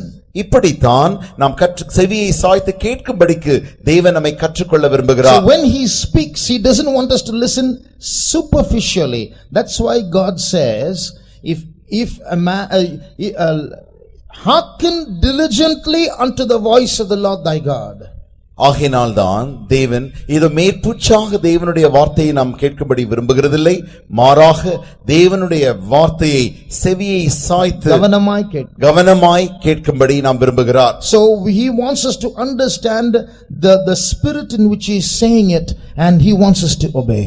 எப்படி எந்த ஆவியோடு கூட என்ன தோரணையோடு கூட அவர் சொல்லுகிறார் என்பதை நாம் கவனமாக கேட்டு அப்படி கீழ்ப்படிய வேண்டும் என்று அவர் விரும்புகிறார். So when God speaks to an angel, தேவன் தூதர்களோடு பேசும் பொழுது, and they are not just listening to the words, அவர்கள் வெறும் வார்த்தையை மாத்திரம் கேட்கிறதில்லை, they are listening to his tone. அவருடைய அந்த தொனிக்கும் அவர்களுக்கு சத்தத்தின் அந்த வார்த்தையின் சத்தத்தையும் அவர்கள் கேட்கிறார்கள். So if God says come, உதாரணமாக தேவன் வா என்று சொன்னால், it's a casual invitation. அது ஒரு சாதாரணமான அழைப்பு. But if God says come here, தேவன் வந்துவிடு வா என்று சொல்வாரே ஆகில், it's an emergency. அது ஏதோ ஒரு துரிதமாய் அழைப்பது போல் இருக்கிறது. If God says come here, தேவன் இங்கே வா என்று சொல்வாரே ஆகில், there is love in those words. அங்கே அந்த வார்த்தைகளில் அன்பு இருக்கிறது. But if he says come here, அவர் வா இங்கே என்று சொன்னால், there is anger in those words. அந்த வார்த்தைகளில் கோபம் இருப்பது போலும். So we have to hearken not just to words but to the voice of his word, to the tone of his words. ஆகையினால் நம் வார்த்தைகளை மாத்திரமல்ல, அந்த வார்த்தைகளுக்கு பின்பாய் இருக்கிற அந்த சத்தத்தையும் அந்த தோரணையும் நாம் கேட்க வேண்டும். In this manner, when we hearken diligently, when we incline our ear and listen and consider, we will realize that God has something different to say than what we think is the matter. இந்த வண்ணமாக தேவன் நம்மோடு கூட பேசும் பொழுது நாம் கவனமாய் நம்முடைய செவியை சாய்த்து கேட்போமே ஆகில், we will realize that God has something different to say than what we think about the situation. இந்த பிரச்சனை குறித்து அல்ல சூழ்நிலை குறித்து நாம் என்ன நினைக்கிறோமோ அதை காட்டிலும் தேவன் ஏதோ வேறு சொல்ல விரும்புகிறார் என்பதை நாம் புரிந்து கொள்வோம். So that's why Jesus said, you take my yoke upon you and you learn from me. ஆகினால்தான் இயேசு சொன்னார், என் நுகத்தை ஏற்று என்னிடத்தில் கற்றுக்கொள்ளுங்கள். One man of God said, much of Christians' prayer is giving God ideas. ஒரு தேவனுடைய மனுஷர் சொன்னார், கிறிஸ்தவர்கள் ஜெபிக்கிறதான அநேக ஜெபங்கள் என்ன எப்படியா இருக்கிறது என்றால் தேவனுக்கே இவர்கள் திட்டங்களை வகுத்து தருவது போல் இருக்கிறது. ஆண்டவருக்கே அபிப்பிராயம் சொல்வது, ஆண்டவருக்கே அபிப்பிராயங்கள் சொல்வது போல் இருக்கிறது. as though he needs our ideas. அவருக்கு ஏதோ நம்முடைய அபிப்பிராயங்கள் தேவை போலும். So it is we who have to make our petitions, but be more attentive to listen to what he says, because prayer is not one-sided, it's a dialogue. அவர்தான் நம்முடைய விண்ணப்பங்கள் யாவற்றையும் ஏற்று நமக்காக செய்ய வேண்டும். ஆனால் இது ஒரு சம்பாஷணையாக இருக்கிறபடினாலே நாமே அவரோடு கூட பேசுவது மாத்திரமல்ல, அவரும் நம்மோடு கூட பேசுவது. It is a dialogue. இது ஒரு சம்பாஷணை. Prayer is not one-sided. ஜெபம் என்பது ஒரு பக்கத்தில் இருந்து போகிறது மாத்திரமல்ல. Shall we close our eyes for a moment? கொஞ்ச நிமிடம் நாம் நம்முடைய கண்களை மூடுவோமாக. Stephen, he looked at the Jews of those days and said, you are uncircumcised in your ears.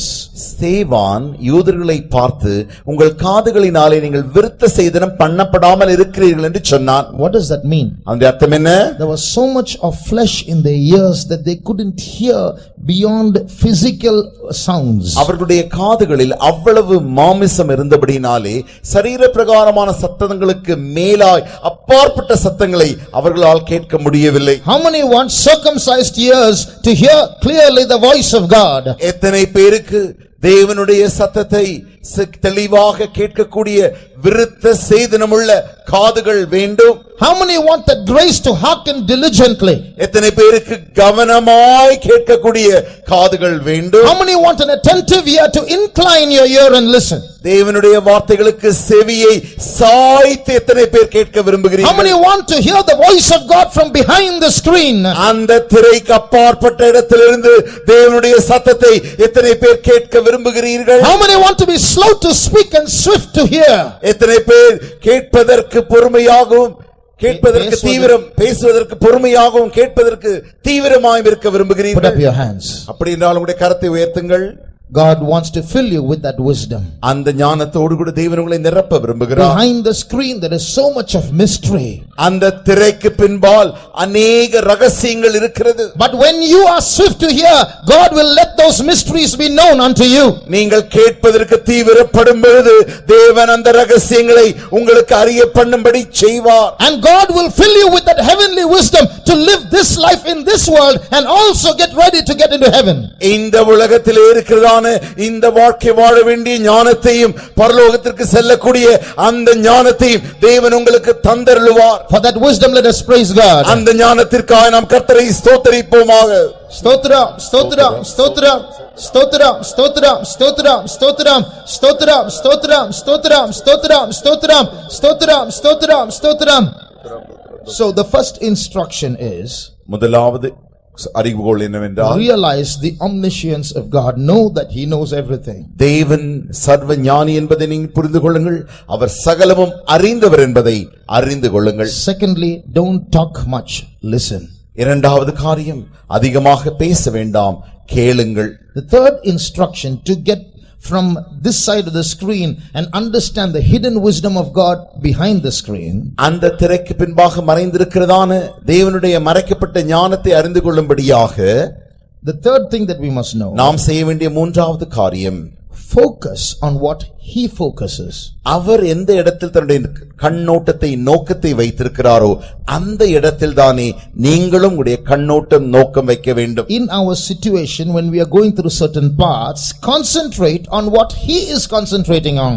நாம் சில சூழ்நிலையின் வழியாய் சில வழிகளினூடாய் நாம் போய்க் கொண்டிருக்கும் பொழுது அவர் எதை நோக்கி கொண்டிருக்கிறார் என்பதை பார்த்து அதிலே நீங்களும் நோக்க வேண்டும். If you look in the Old Testament, பழைய ஏற்பாட்டை நீங்கள் பார்க்கும் பொழுது, there were about 42 kings who ruled over Israel. இஸ்ரவேலரை 42 ராஜாக்களும் ஆண்டார்கள். And when they came into power, அவர்கள் தங்களுடைய அதிகாரத்திற்கு வந்த பொழுது, the first thing that God says, this king ruled over this part of Israel for so many years. இந்த ராஜா இஸ்ரவேலருக்கு மேலாய் இத்தனை ஆண்டுகள் ஆண்டு வந்தான். The next thing that God says is, this man, this king did that which was right in God's sight, or he did that which was evil in God's sight. இப்படி ஒரு ராஜா இத்தனை ஆண்டுகள் இஸ்ரவேலில் ஆண்டு வந்தான். அடுத்து இந்த ராஜா இஸ்ரவேலில் இப்படி ஆண்டு வந்து தேவனுக்கு பிரியமான இந்த காரியங்களை செய்தான், தேவனுக்கு சரியல்லாத இந்த காரியங்களை செய்தான் என்று தேவன் அடுத்த ராஜாவினிடத்தில் சொல்லுகிறார். Brother, sister, listen to this carefully. சகோதரி சகோதரியே கவனமாய் கேளுங்கள். The whole kingdom of God is watching us. தேவனுடைய முழு ராஜ்யமும் நம்மையே நோக்கி பார்த்து கொண்டிருக்கிறது. We are all solution oriented people. We quickly want to come out of our problems. நாம் யாவருமே முடிவையே மையமாக கொண்டு அதிதுரிதமாய் நம்முடைய பிரச்சனையிலிருந்து வெளியே வந்து விட வேண்டும் என்று விரும்புகிறோம். So if I have a headache, I will go to pastor and say, pastor, I have a headache, please heal me. எனக்கு தலைவலி வந்துவிட்டால் பாஸ்டரிடத்திலே போய், ஐயா எனக்கு தலைவலி வந்துவிட்டது, தயவு செய்து ஜெபித்து என்னை சுகமாக்குங்கள். If there's a problem in your office and somebody is jealous over you and deliberately persecuting you, you will go to the servants of God and say, this is the problem, please pray, somehow I should be delivered. உன்னுடைய வேலை ஸ்தலத்தில் நீ வேலை செய்யும் பொழுது யாரோ ஒருவர் பொறாமையினாலே உனக்கு விரோதமாய் உன்னை உபத்திரவப்படுத்தும் பொழுது உடனடியாக நீ தேவனுடைய ஊழியரிடத்திலே போய், இதுதான் பிரச்சனை, தயவு செய்து என்னுடைய விடுதலைக்காக நீங்கள் ஜெபியுங்கள் என்று சொல்லுகிறோம். So when a problem strikes our house, what we are watching is the problem. ஒரு பிரச்சனை நம்முடைய வீட்டை தாக்கும் பொழுது நாம் என்ன செய்கிறோம் என்றால் பிரச்சனையே நாம் நோக்கி பார்க்கிறோம். But when the problem comes, God is not watching the problem, he is watching us. ஆனால் ஒன்று தெரியுமா, பிரச்சனை நமக்கு வரும் பொழுது தேவன் பிரச்சனையை பார்க்கிறதில்லை, அவர் நம்மையே நோக்கி பார்க்கிறார். He is looking at how we are reacting. He is looking at our heart. He is looking at our words. நம்முடைய பிரதிபலிப்பை, நம்முடைய பிரதிக்கிரியை, நம்முடைய இருதயத்தை, அந்த சூழ்நிலை, நம்முடைய வார்த்தையை அவர் நோக்கி பார்க்கிறார். Now if you turn to the book of Daniel, தானியேலின் புத்தகத்துக்கு உங்கள் வேதத்தை திருப்புவீர்களே ஆகில், and chapter 4, 4ஆம் அதிகாரம், and read verse 13. 13ஆம் வசனம். நான் படுத்திருக்கையில் என் தலையில் தோன்றின தரிசனங்களை காணும்போது காவலானாகிய பரிசுத்தவான் ஒருவன் வானத்திலிருந்து இறங்க கண்டேன். I saw in the visions of my head upon my bed, and behold, a watcher and an holy one came down from heaven. So this word watcher in one sense is a protecting angel. இங்கே காவலாளன் என்று வாசிக்கிறோம், அது ஒரு பாதுகாக்கிற தூதனாயிருக்கிறது. On the other side, the word watcher means the angel is always observing. காவலாளன் என்பதின் மற்ற ஒரு அர்த்தம் என்னவென்றால், இந்த தூதனானவர் அவர் நம்மையே எப்பொழுதும் நோக்கி கொண்டிருக்கிறவர். So a watcher means பார்வையாளர். காவலாளன் என்பது பார்வையாளர் என்று அழைக்கப்படுகிறது. So that's another meaning. மற்ற ஒரு அர்த்தம் அதற்கு கொடுக்கப்படுகிறது. One day one sister testified on a Sunday service, one believer sister.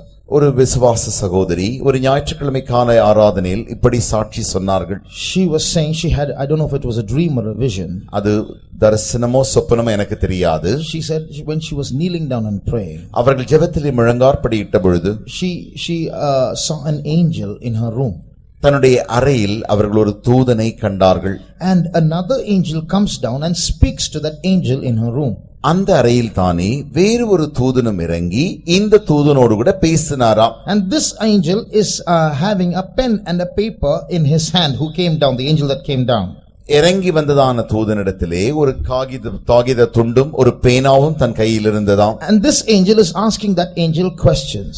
இந்த தூதன் அந்த தூதனை பார்த்து சில கேள்விகளை கேட்கிறார். Does this family pray every day?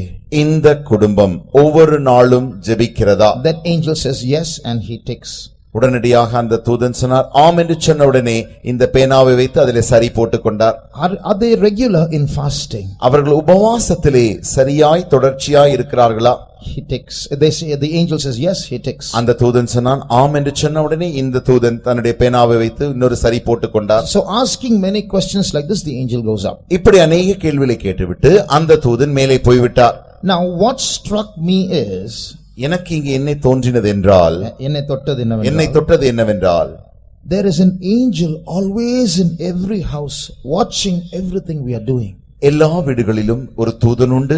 அந்த தூதன் நாம் என்னென்ன செய்கிறோம் என்பதை எப்பொழுதுமே பார்த்து கொண்டிருக்கிற தூதன் எல்லா வீடுகளிலும் உண்டு. So in that house, this angel is always watching and taking statistics of their prayer, of their fasting, of their responses. And that's why when the angel comes down from heaven, this angel is able to give a ready report, yes or no. அந்த குடும்பத்தில் இருக்கிற அந்த தூதனானவன் இவர்கள் ஜெபிக்கிறார்களா, உபவாசிக்கிறார்களா, வேதம் வாசிக்கிறார்கள் என்பதை எல்லாம் சரியாக பார்த்து கொண்டே இருந்து அப்பொழுது மேலிருந்து வந்த தூதனிடத்திலே கணக்கை அவர் ஒப்புவிக்கிறார். So there are angels who are watching our words, watching our emotions, watching our secret life, and those reports are going to heaven all the time. ஆகினாலே தூதன் உண்டு நமக்கும்.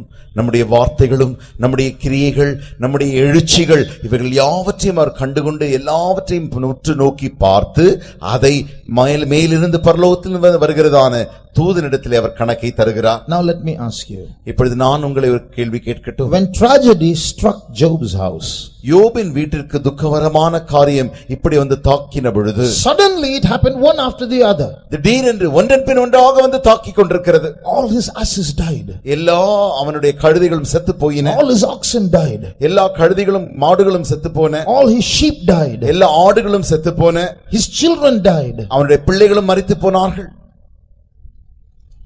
And finally he fell sick. கடைசியில் அவனும் வியாதிப்பட்டு போனான். His wife was saying, curse God and die. அவனுடைய மனைவி சொல்கிறாள், தேவனை ஜூஷித்து ஜீவனை விடு.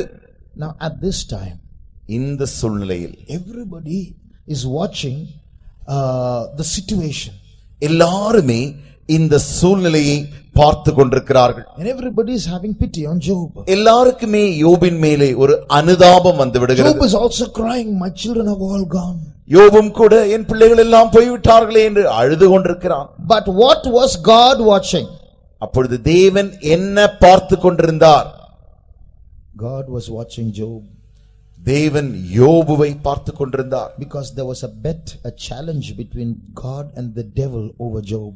யோபை குறித்து தேவனுக்கும் சாத்தானுக்கும் நடுவிலே ஒரு சபதம் உண்டாயிற்று. So God is watching Job. What is he going to say? ஆகினாலே யோபு என்ன சொல்லப் போகிறான் என்பதை தேவன் பார்த்து கொண்டிருந்தார். In the same way, the whole kingdom of heaven, when we go through trials and difficult situations, they are not watching the situation, they are watching us.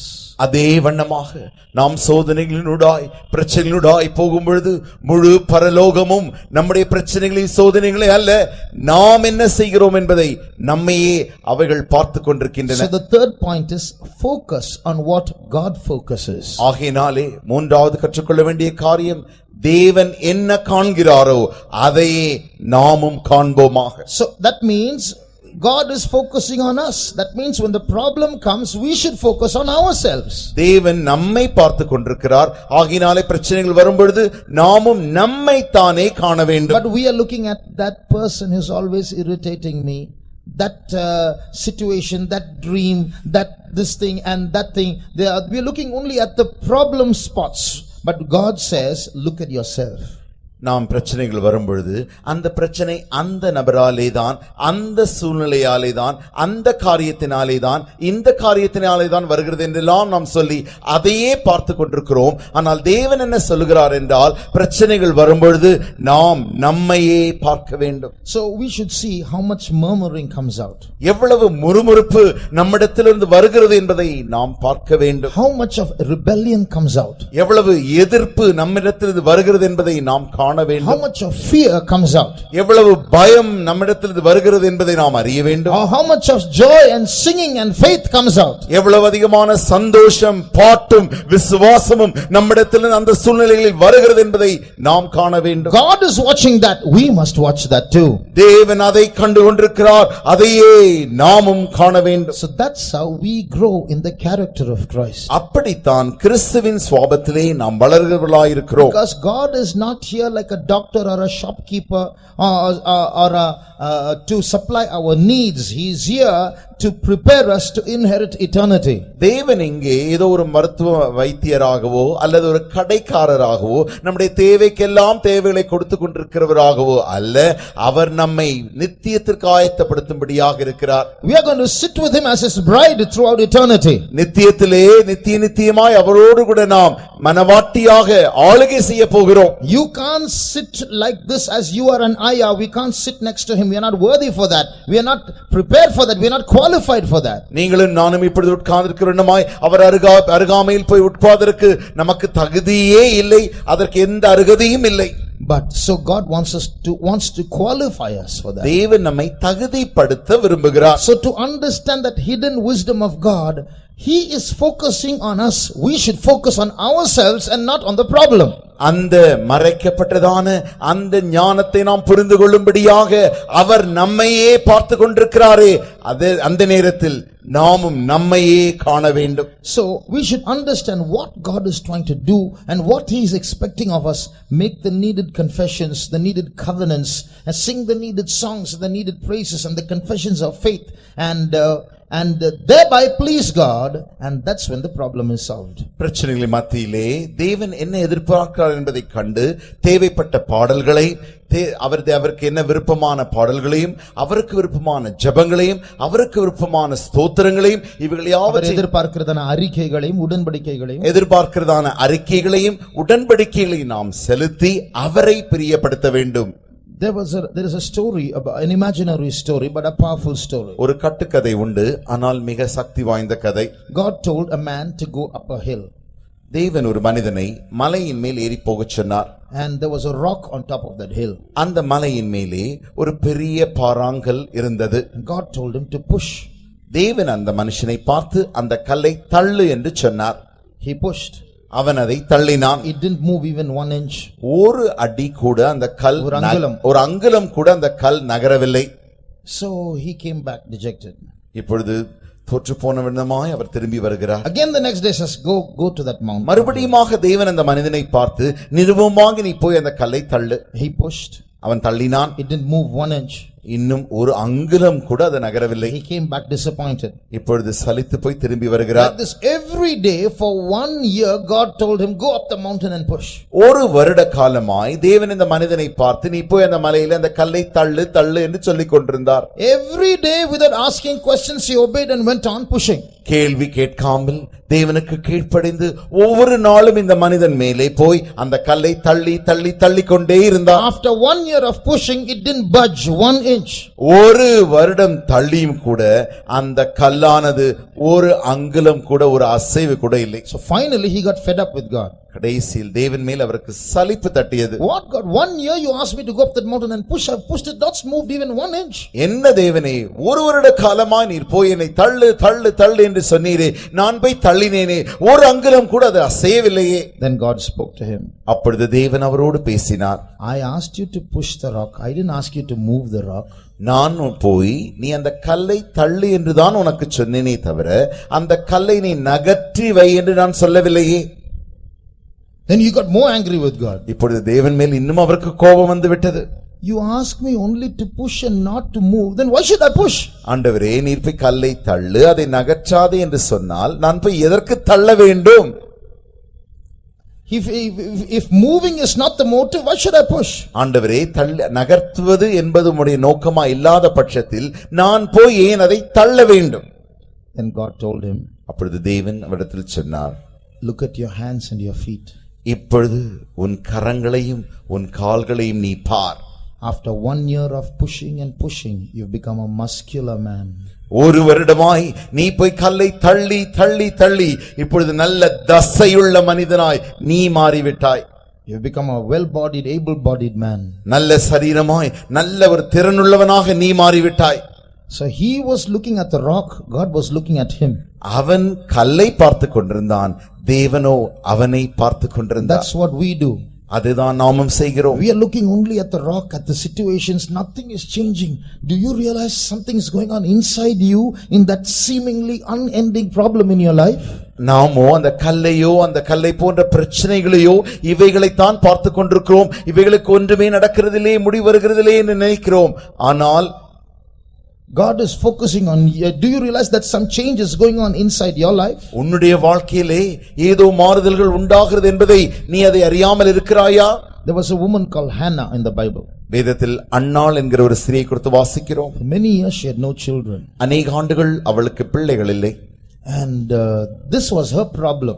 இதுதான் அவளுடைய பிரச்சனை. Every year she would go to God's house, to the faith home, and pray, Lord, give me a child, give me a child, give me a child. Nothing was happening. ஒவ்வொரு ஆண்டும் தேவனுடைய வீடாகி விசுவாச வீட்டிற்கு அவள் போய், ஆண்டவரே எனக்கு பிள்ளையை தாரும், பிள்ளையை தாரும் என்று ஜெபிப்பாள்.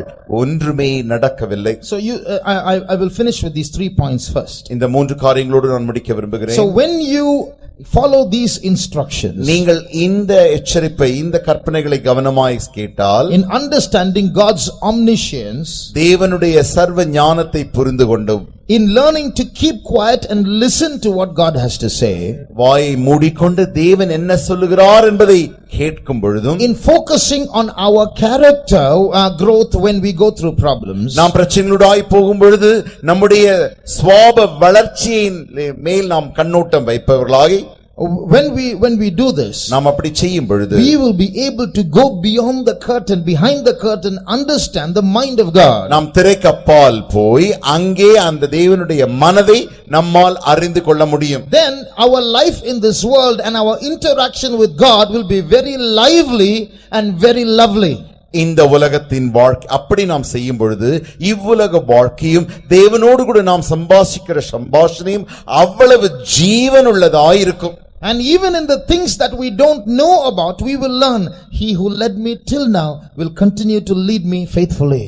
நமக்கு சில புரியாத காரியங்கள், அறியாத காரியங்கள் இருந்தாலும் அப்பொழுது நாம் சொல்லுவோம், இம்மட்டுமாய் நடத்தினவர் கடைசி மட்டும் என்னை நடத்த வல்லவராய் இருக்கிறார் என்று நாம் சொல்லுவோம். And we will be able to see clearly behind the curtain and know what God is doing. திரைக்கு பின்பாக நாம் தெளிவாக பார்த்து தேவன் நமக்காக என்ன செய்கிறார் என்கிற தெளிவு நமக்கு உண்டாகும். Now I come back to Hannah's story. இப்பொழுது அன்னாளின் கதைக்கு வருவோம். Hannah didn't have a child for many years. அநேக ஆண்டுகளாக அன்னாளுக்கு பிள்ளை இல்லை. For her the problem is, I must have a child. அவளுடைய பிரச்சனை என்னவென்றால், எனக்கு ஒரு பிள்ளை பிறக்க வேண்டும். But for God the problem is something else. ஆனால் தேவனுக்கு பிரச்சனையோ வேறு ஒன்று. You know what's the problem for God? தேவனுக்கு என்ன பிரச்சனை? Whole Israel is in a backslidden state. முழு இஸ்ரவேலரும் பின்வாங்கி போனதான நிலவரத்தில் The இருக்கிறார்கள். Bible says the word of God was rare in those days. There was no open vision. That means nobody heard the voice of God. Nobody saw visions in those days. அந்நாட்களிலே தேவனுடைய வார்த்தை அவர்களுக்கு கிடைக்கப்பெறவே இல்லை. அவர்கள் தரிசனத்தை யாரும் காணவே இல்லை. அப்படிப்பட்டதான ஒரு நிலவரத்தில் வந்திருந்தார்கள். And even the priesthood was in a backslidden condition. Eli was very old, about to die. He is not hearing God's voice. His children were only a carnal and sinful. ஆசாரியர்களும் கூட பின்வாங்கி போனதான் நிலவரத்தில் தான் இருக்கிறார்கள். அவர்களும் கூட தேவ சத்தம் கேட்கவில்லை. அவர்களுடைய பிள்ளைகளும் கூட மாம்சமான நிலவரத்திலே இருந்து கொண்டிருக்கிறார்கள். So God is not in a position to speak to anyone in Israel.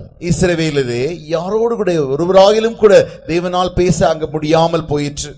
So now what has God to do? இப்ப தேவன் என்ன செய்ய வேண்டும்? To lead Israel. இஸ்ரவேலை நடத்தும்படியாக. Because nobody is there. அங்கே ஒருவரும் இல்லை. He has to now select a baby. இப்பொழுது அவர் ஒரு குழந்தையை தெரிந்தெடுக்க வேண்டும். And he has to bring that baby to God's house.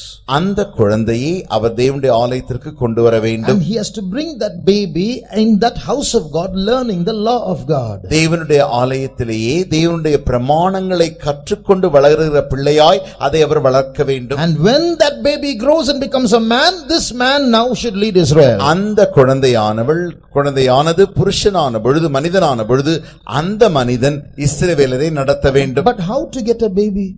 இப்பொழுது எப்படி ஒரு குழந்தையை கொண்டு வருவது? Which mother will give a baby to God's house? எந்த தாய் ஒரு குழந்தையை கொண்டு வந்து கர்த்தருடைய ஆலயத்தில் விட்டு விடுவாள்? So he has to select somebody and force that somebody to make a consecration to give that baby to God's house. ஆகையினாலே அவர் தெரிந்து கொள்ளும்படியாக ஒருவரை தெரிந்து கொண்டு அவர்களே அந்த தேவனுடைய ஆலயத்தில் கொண்டு வர அந்த குழந்தையை கொண்டு வந்து விடும்படியாக கட்டாயப்படுத்தும்படி தேவன் அப்படி செய்தார். So God selected Hannah. ஆகையினாலே தேவன் அன்னாளை தெரிந்து கொண்டார். You pray and pray and pray, I'm not going to give you a child. நீ ஜெபித்தாலும் நான் உனக்கு பிள்ளையை தரப்போவதில்லை. Many years. அநேக ஆண்டுகள். Finally she's getting mocked at by other people. கடைசியில் மற்றவர்களாலே அவள் கேலி செய்யப்படுகிறாள். But God is not answering. இப்பொழுது தேவன் பதில் சொல்லவில்லை. Finally at the peak she makes a consecration. உச்சகட்டத்திலே இப்பொழுது அவளே ஒரு பிரதிஷ்டை செய்கிறாள். Lord, if you give me a child, I'll give that child to your house. This is what I was waiting for. ஆண்டவரே, நீர் எனக்கு ஒரு பிள்ளையை தந்தால் அந்த பிள்ளையை நான் உம்முடைய ஆலயத்திலேயே விட்டு விடுவேன் என்று சொன்ன மாத்திரத்தில் தேவன் சொன்னார், இதைத்தான் நான் எதிர்பார்க்கிறேன். 9 months she got a child. 9 மாதத்தில் பிள்ளையும் பிறந்து விட்டது. But she didn't understand the mind of God. She was thinking of something else, focusing on something else. So the problem was not solved. அவள் தேவனுடைய மனதை புரிந்து கொள்ளாமல் வேறு காரியத்தின் மேலே அவள் பார்த்துக்கொண்டு நோக்கம் வைத்துக் கொண்டிருந்தபடினாலே பிரச்சனை முடியாமல் இருந்தது. What Lord, I'm coming to your faith home every day. This person is mocking me, they are mocking me. You're a Christian and they are mocking me. Like you are focusing on all the wrong things. You have to understand the mind of God first. ஆண்டவரே, நான் விசுவாச வீட்டிற்கு இத்தனை நாட்கள் போகிறேனே, நீ கிறிஸ்தவன் கிறிஸ்தவள் என்று சொல்லி அந்த நபர் என்னை பார்த்து கேலி செய்கிறான், அவன் என்னை பார்த்து கேலி செய்கிறான், இப்படி என்னை கேலி செய்து கொண்டிருக்கிறான்.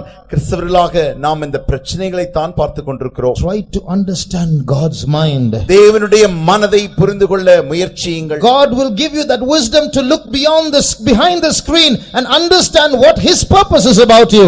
உன்னை குறித்த நோக்கம் என்ன இருக்கிறது என்பதை தேவனுடைய நோக்கம் என்ன என்பதை நீ அறிந்து கொள்ளும்படியாக புரிந்து கொள்ளும்படியாக நீ அந்த திரைக்கு பின்பாக சென்று தேவனுடைய ஞானத்தை பெற்றுக்கொள்ள வேண்டும். Shall we close our eyes? நம்முடைய கண்களை மூடுவோமா?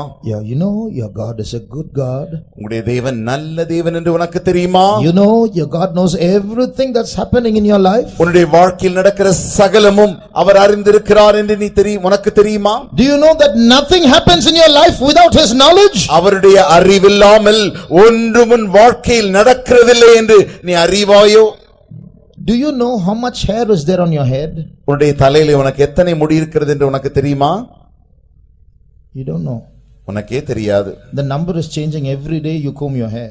ஒவ்வொரு நாளும் நீ தலை வாரும் பொழுதெல்லாம் அந்த எண்ணிக்கை மாறிக்கொண்டே இருக்கிறது. And you don't need to know how much hair is there on your head. In no office or company or interview or exam they'll ask this question. எத்தனை தலைமுடி உனக்கு இருக்கிறது என்பதை நீ அறிய வேண்டிய அவசியம் இல்லை. ஏனென்றால் எந்த கல்வியிலோ எந்த பள்ளியிலோ எந்த வேலை ஸ்தலத்திலோ உனக்கு எத்தனை தலைமுடி, எந்த இன்டர்வியூலோ உனக்கு எத்தனை தலைமுடி இருக்கிறது என்று யாரும் கேட்க போகிறதில்லை. But God says, I know how much hair is on your head. ஆனால் தேவன் சொல்கிறார், உன் தலையில் எத்தனை முடி இருக்கிறது என்று நான் அறிவேன். What is the meaning of that? அது அர்த்தம் என்ன? I who know those unnecessary details in your life, I know the necessary details in your life. உன்னுடைய ஜீவிதத்தில் தேவையில்லாத அந்த காரியங்களை அறிகிற விவரங்கள் தேவையில்லாத அந்த விவரங்களை அறிகிற நான் உன்னுடைய தேவையுள்ள விவரங்களை அறியாமல் இருப்பேனோ? Close your eyes. உன்னுடைய கண்களை மூடுவாயாக. How many will say God knows? எத்தனை பேர் ஒத்துக்கொள்கிறீர்கள்? தேவன் அறிகிறார். God knows everything in my life. என்னுடைய வாழ்க்கையில் இருக்கிற சகல காரியத்தையும் தேவன் அறிவார். Don't say God has forsaken me. Say God loves me. தேவன் என்னை கைவிட்டார் என்று சொல்லிவிடாதே, தேவன் என்னை நேசிக்கிறார் என்று சொல்லுவாயா. Don't say God has forgotten me. Say God will never forget me. தேவன் என்னை மறந்து போய்விட்டார் என்று சொல்லாதே, தேவன் என்னை ஒரு காலம் மறப்பதே இல்லை.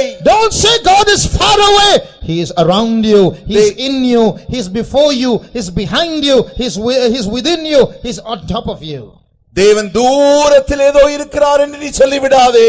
தேவன் உனக்கு முன்பாக இருக்கிறார், உனக்கு பின்பாக இருக்கிறார், உன் பக்கத்தில் இருக்கிறார், உனக்குள் இருக்கிறார், உன் தலையின் மேல் இருக்கிறார். Today the devil is speaking to you. இன்றைக்கு பிசாசு உன்னோடு பேசிக் கொண்டிருக்கிறார். Where is your God? உன் தேவன் எங்கே? He is not talking to you. அவர் உன்னோடு கூட பேசுகிறது இல்லையே. He has forsaken you. அவர் உன்னை மறந்து போனார். You are a sinner. நீ ஒரு பாவி. So leave God, curse God and die. தேவனை விட்டுவிடு, தேவனை தூஷித்து செத்துவிடு. But today you tell the devil, நீ இன்றைக்கு அந்த பிசாசை பார்த்து சொல்லுவாயாக, my Jesus has not forsaken me. என் இயேசு என்னை கைவிடவில்லை. My Jesus still loves me. என் இயேசு இன்னும் என்னை நேசிக்கிறார். God is on my side. தேவன் என் பட்சத்தில் இருக்கிறார். And he will lead me evermore. அவர் என்னை நித்தியமாய் நடத்துவார். Say that now. Open your lips and say that now. இப்பொழுது வாயை திறந்து உன்னுடைய உதடுகளினாலே அதை நீ அப்படியே சொல்லுவாயாக. Put the devil to shame as you make that confession. நீ அந்த அறிக்கையை சொல்ல சொல்ல அந்த பிசாசை நீ வெட்கப்படுத்துகிறாய். As you make this confession, நீ அந்த அறிக்கையை சொல்ல சொல்ல that screen in your mind will tear. உன்னுடைய மனதுக்குள் இருக்கிற அந்த திரையானது கிழிந்து விடுகிறது. And you will be filled with the wisdom of God. நீ தேவனுடைய ஞானத்தினாலே நிரப்பப்படுவாய். And you will take your step forward understanding the mind of God. தேவனுடைய மனதை புரிந்து கொள்ள இன்னும் ஒரு படியை நீ எடுத்து வைப்பாய். Say it now, my Jesus is good. இப்பொழுது வாயை திறந்து சொல்வாயாக, என் இயேசு நல்லவர். Whether it is good or bad, I will praise my God. நல்லதோ கெட்டதோ எனக்கு என்ன நடந்தாலும் என் தேவனை ஸ்தோத்திரிப்பேன். My Jesus is a good God. என்னுடைய இயேசு நல்ல தேவன். Praise that good God. அந்த நல்ல தேவனை ஸ்தோத்திரிப்பாயாக. As you praise that good God, His Spirit will come down upon you. அந்த நல்ல தேவனை ஸ்தோத்திரிக்க ஸ்தோத்திரிக்க அவருடைய ஆவி உன்மேல் இறங்கிக் கொண்டிருக்கும். Today new revelations will come down. You will understand the mind of God. இன்றைக்கு உனக்கு புதிய வெளிப்படுத்தல்கள் உண்டாகும்.